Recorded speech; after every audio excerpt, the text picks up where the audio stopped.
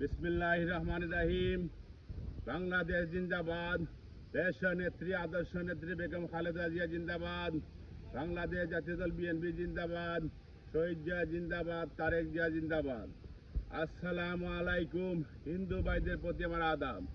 সম্মানিত জনসাধারণ, আমি আপনাদের সামনে একটি কথাই বলতে চাই।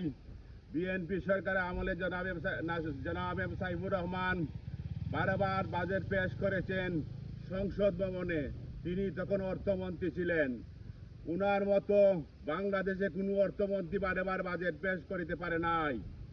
তাই আগামী নির্বাচনে বাংলাদেশ জাতীয় দল বিএনপিকে আপনারা ব্যালটের মাধ্যমে প্রমাণ করে ছাড়বেন। উনার জন্য আপনারা সবাই মিলে দোয়া করিবেন, জানে উনাকে যেন আল্লাহ তাআলা বেহেশত নাজিল করেন, এবং বিএনপির জন্য আপনারা সবাই দোয়া করিবেন। সম্মানিত জনসাধারণ, আমি আপনাদের সামনে আরেকটি কথা বলতে চাই। মৌলভীবাজার ৩ জনাব নাসির রহমানকে নমিনেশন দেওয়া হয়েছে। বিএনপির যারা নেতাকর্মী আছেন বা বিএনপিকে যারা সাপোর্ট করেন মৌলভীবাজারে, সবাই একে অন্য হাত মিলিয়ে বাংলাদেশ জাতীয় দল বিএনপিকে আপনারা ব্যালটের মাধ্যমে প্রমাণ করে যাবেন এবং বিএনপিকে জয়যুক্ত করিবেন। বিএনপিকে হাতকে শক্তিশালী করিবেন এবং নাসির রহমান হাতকে আপনারা শক্তিশালী করিবেন।